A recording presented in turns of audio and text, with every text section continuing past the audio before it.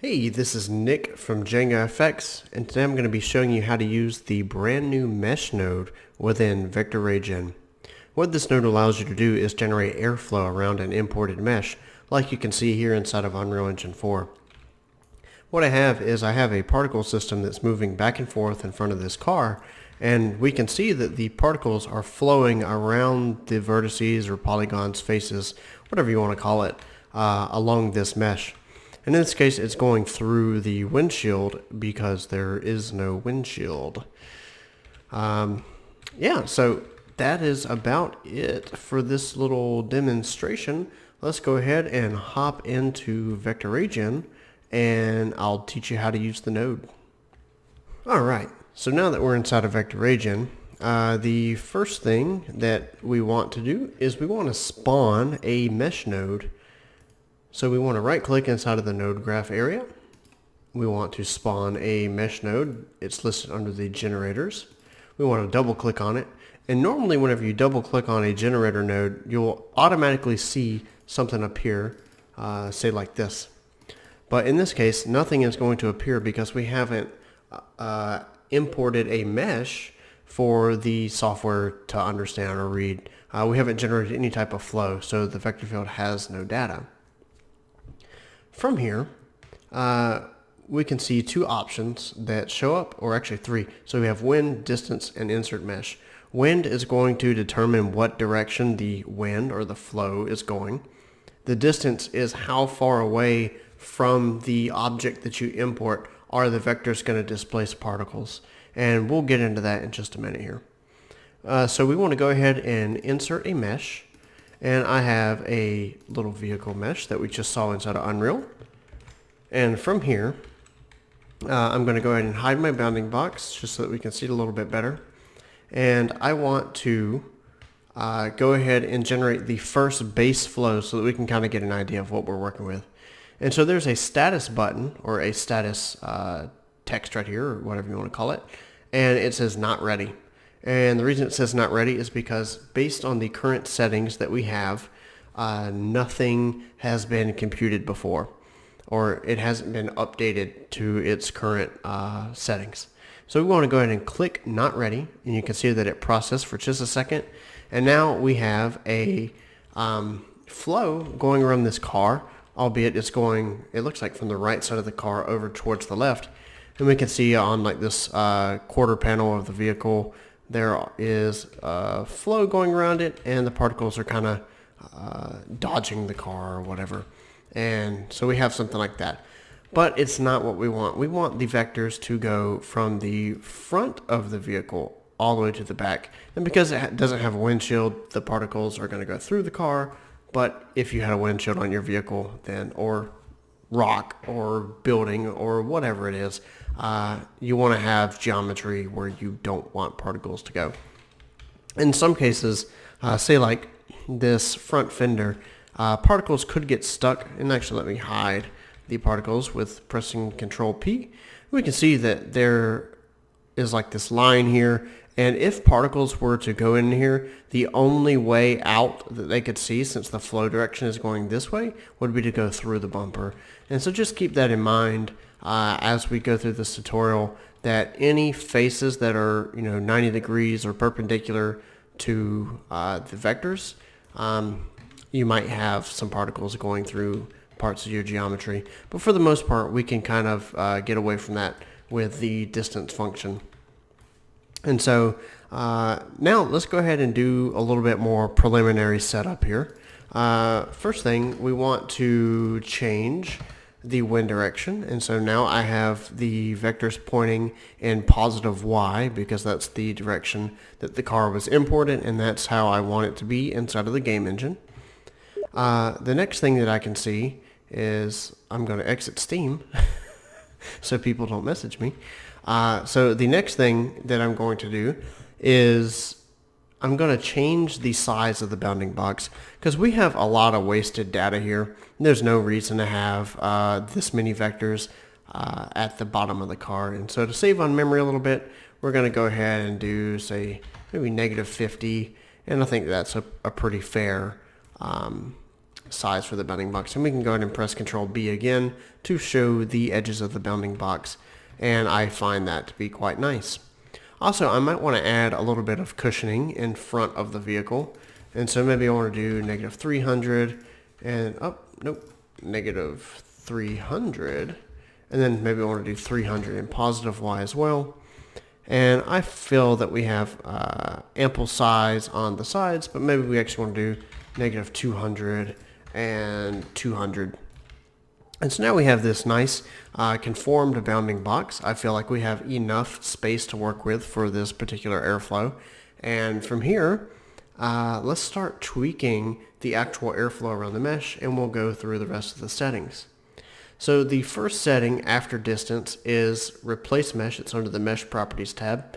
Replace Mesh will just allow you to go and browse for another mesh and import a different one. Remove Mesh completely removes the mesh and the settings that you've had. Status, of course, shows the current status of the flow. The current status of the flow. From here, we have the voxel density, which is going to decide how detailed your simulation is going to be whenever you're calculating.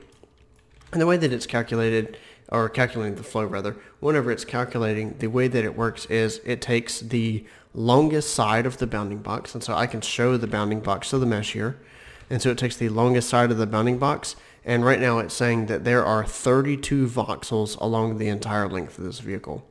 If I change this to 64, there are now going to be 64 voxels along the entire length of the vehicle. And I believe that this 32 means that there are 32 centimeters between each voxel. And so if I show the voxels right now, you can see that it's quite large. But if I reduce this number, you can see that there is less spacing between each single voxel. And so from there, the next thing we have is model length scale, and you can see that what you should do is you should import it based on, you should change this model length scale based on what you modeled the vehicle in or what another artist modeled the vehicle in to get the perfect fit, because whenever you export the vector field, you want it to be an exact match so that it's really easy for you to bring into your game engine. Then we have sign check direction, and I feel like now is a pretty good time to show that. And so you can also see that we need to recalculate our vector field. Our vector field has since disappeared, and so has our status. It has gone to not ready. And so you can see that it took just a little bit longer to process that time, but still quite fast. And so from here, I'm going to go ahead and hide the arrows. And what we're looking at here is called a sign distance field. And we're basically taking the data from the mesh and creating a distance field or flows around this particular object. And you can see that if I bring in particles, that the particles are going to follow these lines to some degree fairly well. And so speaking of particles, before I go too far into this distance field, let me go ahead and change my spawn size to 50, and I click this lock to change all the variables at the same time. And I want to make Y about 5 centimeters, and then I'm going to change my spawn position to maybe negative 300, and then I'm going to change this to maybe 50 in Z, and maybe a little bit more. We'll do 100. Nope. Let's try 75. Okay, and so that's pretty good. And so we have some particles that are going under the car, and it looks like they're going into like the engine compartment or something. And then we have other particles, they are going through the seat and outside the back. And so now we can take a look at this and really start fine-tuning the field. And so we want to go ahead and show our distance field again. And we can see that there are some errors, and these errors occur because there might not be a closed mesh, or your mesh might not be completely closed, in the sense that there might be some free-floating triangles, or it might be somewhere around like this little logo emblem or something. There might be some kind of triangle or vertice that's kind of wonked up. And so it's creating a problem inside the sign distance field. But one thing that you can do is you can change the sign check direction, and we can recalculate. And we can see that it might originate somewhere around the center of this mesh. So there might be something in here that is messed up. Maybe the artist who made this, my friend, he might not have cared about what was on the inside.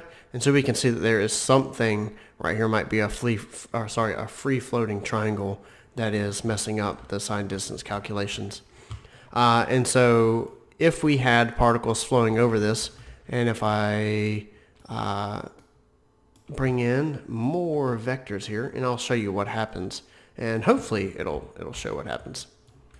One of the things is that you can get some really erratic vectors based on this particular type of issue. And so in some cases you would have vectors pointing down, or they might point all the way up this particular type of issue. And you can kind of see that here. There are a couple of vectors. It's really hard to see, but there are a couple of vectors that are pointing up along this line. And if you want to, fix that, you can either fix the mesh, or you can come in here and change the sign check direction and then recalculate again. And in this case, it looks like the errors are pretty much gone, but I would reckon that the errors would show up again inside of the x-axis.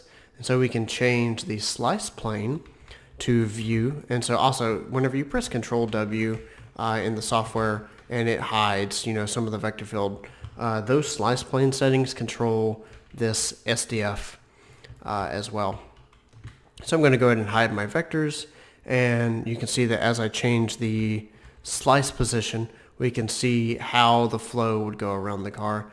And so yeah, it looks like there's something inside the center of this that is messing things up.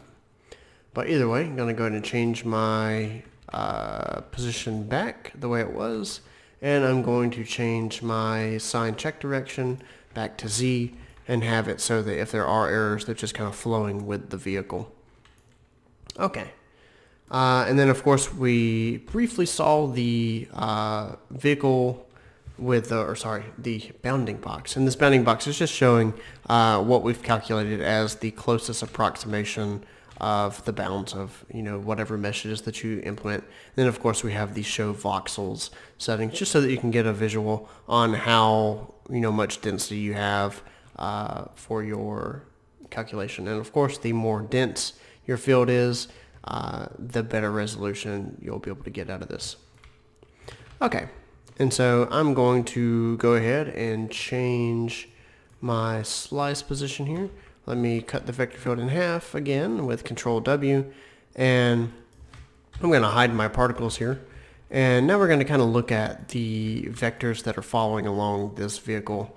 We can change the distance. I don't know if we've done that yet during this tutorial, but if you change the distance, it will change how far away the vectors are going to start pushing away from the vehicle or the mesh that you import. Sorry if I'm saying vehicle too much here. It's just what I've imported. And so depending on the distance, the vectors farther away from the car will be influenced. And so if I did something like 500, you can see that the influence of the flow is way higher. And if we had something a lot closer, you might have particles that travel through the vehicle because they don't, or the mesh, because they don't have enough data to go off of, or there's not enough displacement. So you can see with 32, it's okay. And then 50, it's looking pretty good, I would think. And you might could do even 100 and you could probably get away with that. But that looks a little too much. So maybe we'll try 75. And I think that that's a pretty fair flow. There's not as many particles going through the grill of the car, and it looks like particles are making it out of the back of the vehicle pretty well. And so I think that that's pretty good. I do believe that I went through pretty much every setting. There's a couple more settings down here just based on showing how you can do your slice. Of course, we went through the slice plane, which changes which direction you can, of course, slice the vector field with Control W, or the direction that this sign distance field view is. There is also, of course, our slice position, which you saw, and we can see how the flow around this mesh is calculated. And then we have cutoff distance field, which will let you see just really close to the car or the mesh or whatever it is that you want. And you can see that it kind of adapts. And you might want to see that for to see what else is going on in your vector field, but still keep a smaller view of the sign distance field. And then we have, let's see, we have the mesh opacity. So if you ever wanted to see what was going on inside the car, or you wanted to see how the sign distance field was inside of your mesh, you can see kind of what's going on in each slice position. It would be my recommendation that if you're importing a mesh, I would say, unless you want it to flow through the interior of a vehicle or a spaceship or a plane or whatever, then have the cockpit open. But otherwise, the simpler your mesh is, the easier it will be for the software to calculate a flow around your object.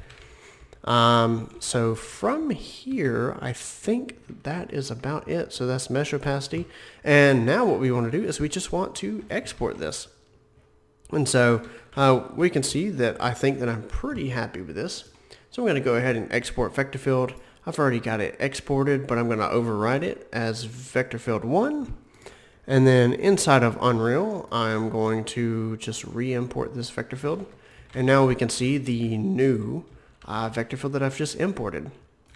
And so to show you how to set this up, I'm going to delete my particle system, and nope, I'm going to delete the floor is what I'm going to do. I'm going to delete my particle system, and I'm going to delete my vector field. Nope, I'm going to delete the floor again. Okay, so I have my vehicle. I'm just bringing it in from the content browser. And now I have my vector field. And so how do I get them to match up? And the way that I get them to match up is I click on the mesh that I want the flow to be around, or that I've calculated a flow around. You can go to location right here, right click on this text, and you want to hit copy. And then you want to click on the vector field, and you want to hit paste whenever you right click on location. And from there, now whenever we drag in our particle system, I'm going to drag it kind of on the front of the vehicle like this. And now whenever we drag it over, we can see that the flow is matched up exactly to this vehicle. And you can see that it's flowing around like this structural bar for the roof. And it's kind of going around the tires, and it's going under the car. And the flow is really nice. And so, let's say that we wanted to instantly change this to be some kind of upward field or something. We can do that too, and maybe we'll do like 25 or something, just to show how easy it is to make changes. And so we want to overwrite the thing that we just did, the vector field. We want to re-import, and boom, now our flow has changed, and you can see that it has more upward velocity. And so from there, that is that.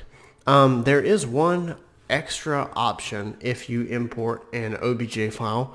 I currently don't have an OBJ file on my computer, but if you have an OBJ file, there will be a coordinate system setting, and you want to set that to whatever it is that your software exported as, or however it's going to import into Unreal. So you could import your mesh into Unreal and then change the coordinate system until it looks correct inside of our software. And then once you export, it should work well. I would recommend using FBX if you can, because it's a little more accurate in the sense that we know how the model is placed exactly. We know what coordinate system it's supposed to use, and it should export, between Unreal or Unity pretty flawlessly. That is about it. There is a way to add outside turbulence. This is going into something else. If you don't want to see that, you can turn the tutorial off. But if you wanted to add some outside turbulence to your vector field, one thing you can do is add in a random node. So you can see that we have the random node again. And oh, by the way, the vehicle or mesh or whatever it is that you import, it does not show up unless that mesh is clicked. We should have an option in soon that will say keep mesh shown or something like that. Or at least if we have this show mesh box, maybe the mesh should stay entirely. But we'll see. So from here, we have this randomized vector field, and I'm going to go ahead and make it so that y is 0 in the minimum value and y is 100 in the positive value. That way that we have some nice motion that's still going around the general flow of the vehicle. And so we can see this now. And what we want to do from here is we want to grab a select node, and we want to select the mesh as our primary selection, and whatever isn't selected, we want to replace it with the randomized noise. And so I'm going to go ahead and show our vectors, but I'm going to hide our particles.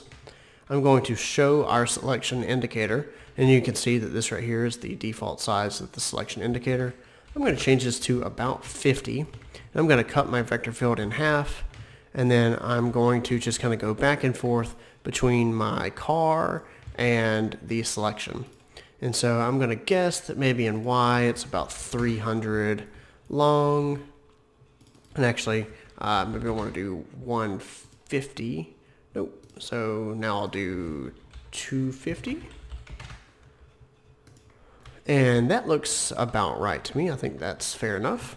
And then in the top size, maybe I want to do, and I'm unchecking this lock so the values don't stop changing with each other.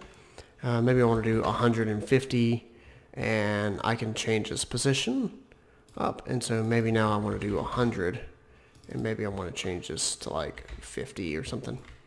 And that looks about right, and nope, so I was a little bit off, and I'm just going to keep going up until I feel like that's good enough. And so I think that's pretty good. I'm pretty satisfied with this. I might want to lower my height maybe to 90, and now we have our mesh, and maybe I want to lower this select position a little bit. And that looks about right to me. And nope, it tricked me. So I need to align the select mesh over here. And so actually what's happening is the mesh was cut because I had, or sorry, the preview was cut because I had the vector field cut in half.